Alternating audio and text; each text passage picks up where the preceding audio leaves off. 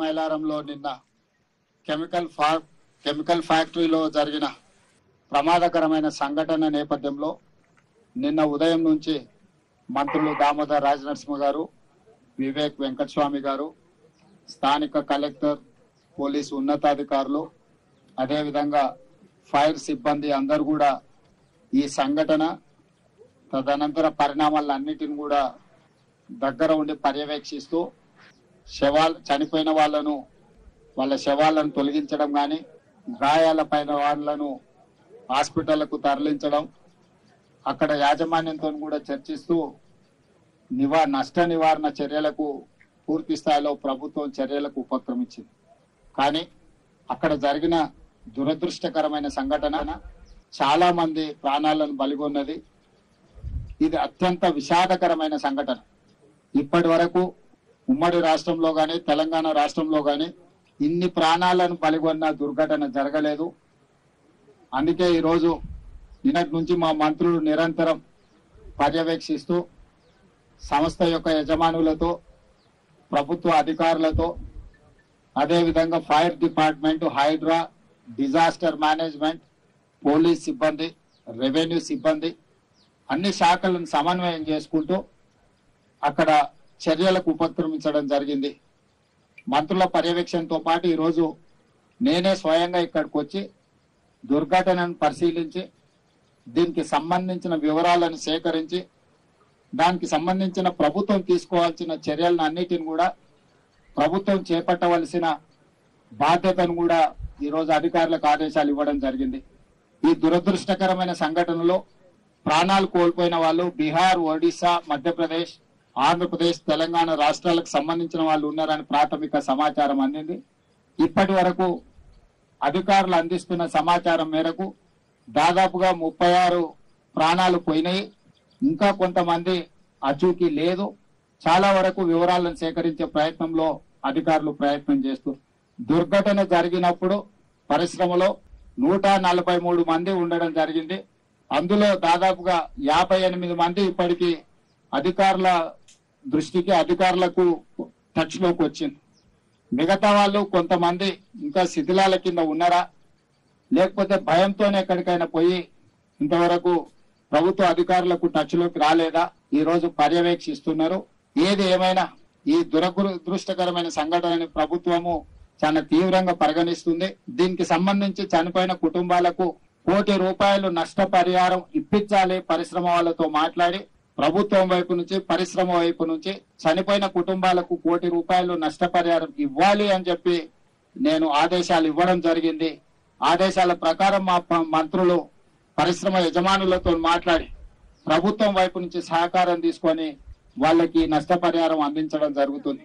అదేవిధంగా తీవ్రంగా గాయాల పాలైన వాళ్ళకి పని చేసుకోలేని పరిస్థితులు, ఒకవేళ వాళ్ళు బ్రతికి బాగా ఇంటికి వచ్చినా పని చేసుకోలేని పరిస్థితిలో ఉంటే వాళ్లకు ₹10 లక్షల ఇవ్వాలి అని, అదేవిధంగా దెబ్బలు గాయాల పాలై కొంతకాలం పని చేయలేని పరిస్థితిలో ఉండి ఆ తర్వాత మళ్ళీ యథావిధిగా వాళ్ళు పనులకు వెళ్లే పరిస్థితి ఉంటే వాళ్లకు ₹5 లక్షల ఇవ్వాలని, అదేవిధంగా ఈ దుర్ఘటనలో ఏదైతే వైద్య సహాయం అందించాలనో 100% వాళ్ళకు సంబంధించిన వైద్య సహాయాన్ని పరిశ్రమలో, అదేవిధంగా ప్రభుత్వం కలిసి, పరిశ్రమ యజమానులు పెట్టుకోగలిగినంత పెట్టుకుంటారు. వాళ్ళకి ఎలాంటి ఇబ్బంది లేకుండా ప్రభుత్వం కూడా వైద్య సహాయాన్ని 100% అందించాలని మా మంత్రులకు నేను ఆదేశాలు ఇవ్వడం జరిగింది. వాటిని పర్యవేక్షించడానికి కూడా అధికారులను చీఫ్ సెక్రటరీని, డిజాస్టర్ మేనేజ్మెంట్ స్పెషల్ చీఫ్ సెక్రటరీని, లేబర్ అండ్ ఎంప్లాయ్మెంట్ ప్రిన్సిపల్ సెక్రటరీని, ఫైర్ డిపార్ట్మెంట్ అడిషనల్ డీజీని ఒక కమిటీగా వేసినాం. వీళ్ళందరూ కూడా జరిగిన సంఘటన మీద విచారణ చేసి నివేదిక అందించడం జరుగుతుంది.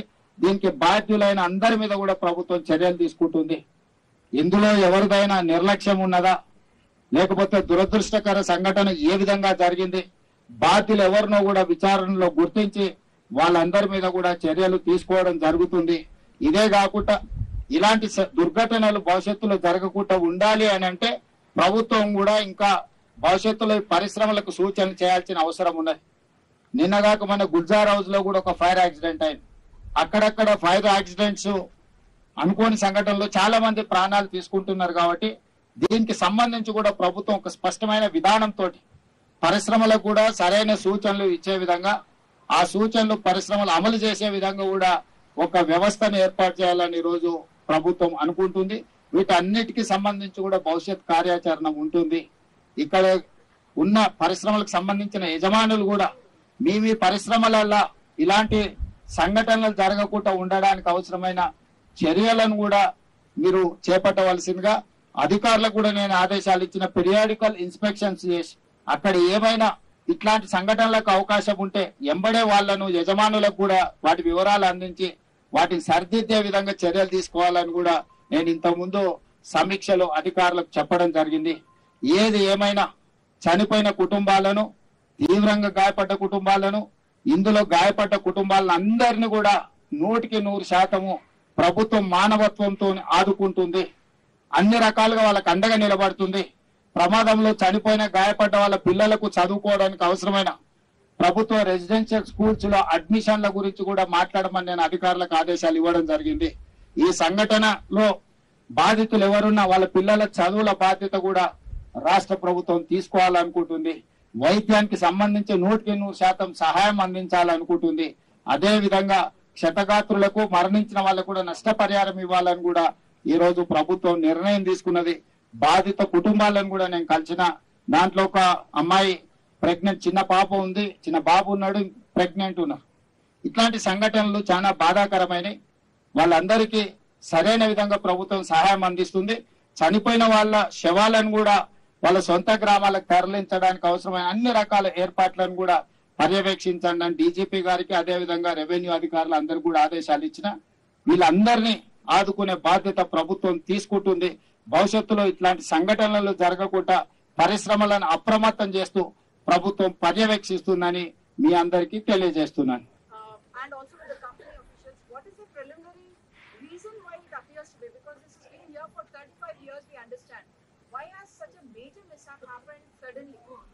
Preliminary information is there, but I cannot disclose. Why? Because the inquiry is going on. I wanted to find out all the details. Then only I can comment anything. Otherwise, if I comment something, it will take another turn. So I don't want to make any comments at this juncture. Definitely, we will see whatever concerns are there, whatever lapses are there, whatever regulation has to be implemented. We will examine everything. We will take a serious view on those incidents. And at the same time, I have told my people to give 1 lakh for deceased family, death family, and injured family 50,000 for immediate expenditure. Next few days, they cannot go for work or they cannot do anything. That is why I have told my people to give contingency fund from collector to these deceased families 1 lakh and 50,000. And at the same time, I have told my people 1 crore rupees for death families, 10 lakhs rupees major that accident and limited whatever injuries are there for them also 5 lakh rupees, and medical thing government will take care everything. So they need not worry about their medical treatment. 1 crore is compensation, 10 lakhs and 5 lakhs whoever is injured, cool. If they wanted to join in government residential school, I have told my people to examine all those cases individual, and we are there to provide education for their families.